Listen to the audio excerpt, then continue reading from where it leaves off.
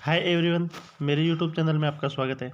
आज हम करने वाले हैं क्लास 8 मैथ वीक के 28 दिनांक है 15 जनवरी 2022। आज की जो क्विज अभ्यास है मैथ की, उसके टोटल 8 क्वेश्चन है। तो इन 8 क्वेश्चनों को हम समझने वाले हैं।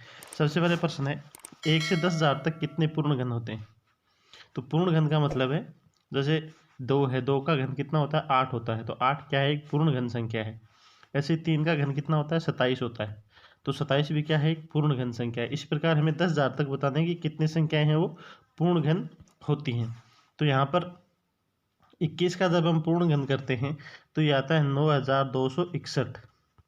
पूर्ण घन का मतलब यहाँ पर होता है 21 को हम 3 बार गुणा करेंगे, 21 गुणा 21 गुणा 21। और 22 का जब हम 3 बार गुणा करते हैं तो ये 10,000 से ज़्यादा चला जाएगा। तो 10,000 से नीचे कितनी संख्याएं हैं जिनका घन जो होता है वो 10,000 से कम होता है। तो यहाँ पर टोटल संख्या आएंगी 21, क्योंकि 21 का जो घन होता है वो 10,000 से कम है। तो 21 से जो नीचे संख्या हैं 20, 19, 18, 17, उनका सबका घन क्या आएगा, 10,000 से कम आएगा। तो 1 से 10,000 के बीच कितनी संख्या हो जाएंगी, 21 संख्याएं हो जाएंगी। इसके बाद देखते हैं प्रश्न संख्या 2।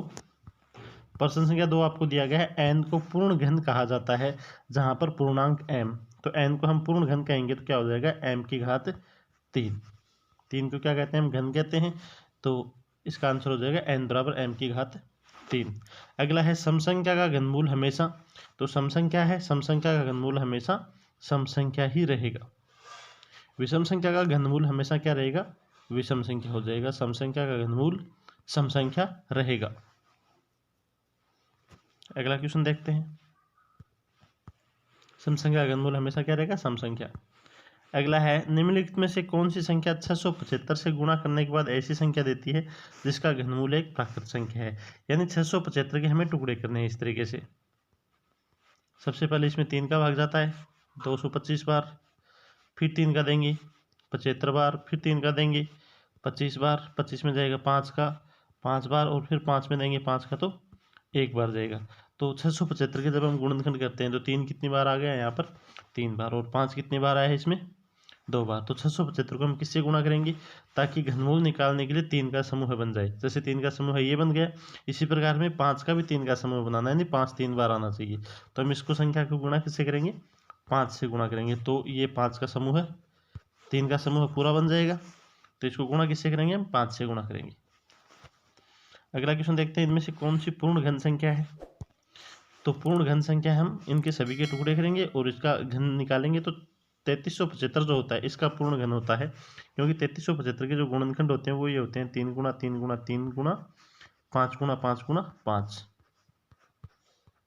और पूर्ण घन निकालने के लिए 3 3 का समूह बनना जरूरी है, 3 संख्याओं का जोड़ा बनना जरूरी है। तो यहाँ पर 2 बार बन जाएगा 3 का और 5 का। तो इसका घनमूल कितना आ जाएगा, 3 गुणा 5 यानी 15 इसका घनमूल। इसका पूरा पूरा घनमूल हम निकाल सकते हैं। तो इसका राइट आंसर हो जाएगा 3375। अगला क्वेश्चन है, किसी संख्या के 3 गुने का घनमूल 15 है तो वह संख्या क्या है।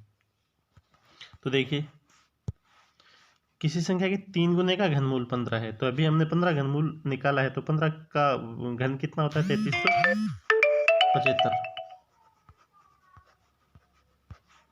15 का घन कितना होता है, 3375। तो यहाँ पर ऐसी कौन सी संख्या है जिसको हम 3 से गुणा करें तो 3375 आए। तो इसका राइट आंसर है 1125।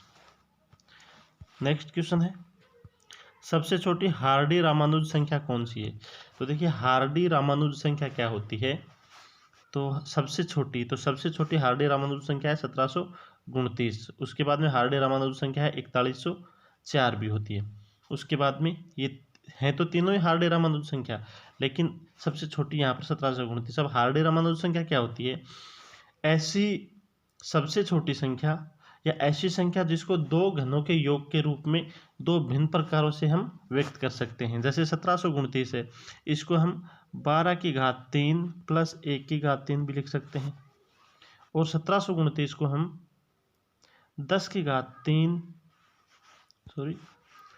12 की घात 3 प्लस 1 की घात 3 भी लिख सकते हैं।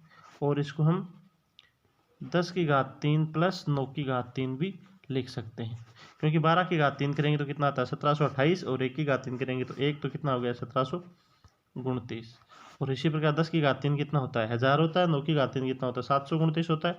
जोड़ेंगे तो कितना आ जाएगा 1729। तो हार्डी रामानुज संख्या होती है ऐसी संख्या जिसको घनों के रूप में, घनों के योग के रूप में दो भिन्न प्रकार से हम व्यक्त कर सके। इसी प्रकार 4104 है, इसको भी व्यक्त कर सकते हैं हम 2 की घात 3 प्लस 16 की घात 3, 9 की घात 3 प्लस 15 की घात 3। इसी प्रकार 13832 को भी व्यक्त कर सकते हैं हम 18 की घात 3 प्लस 20 की घात 3। एक तो ये होता है, और दूसरा इसका होता है 2 की घात 3 प्लस 24 की घात 3। तो इस तरीके से ये होगी हार्डी रामानुज संख्या। तो सबसे छोटी कौन सी है? 1729।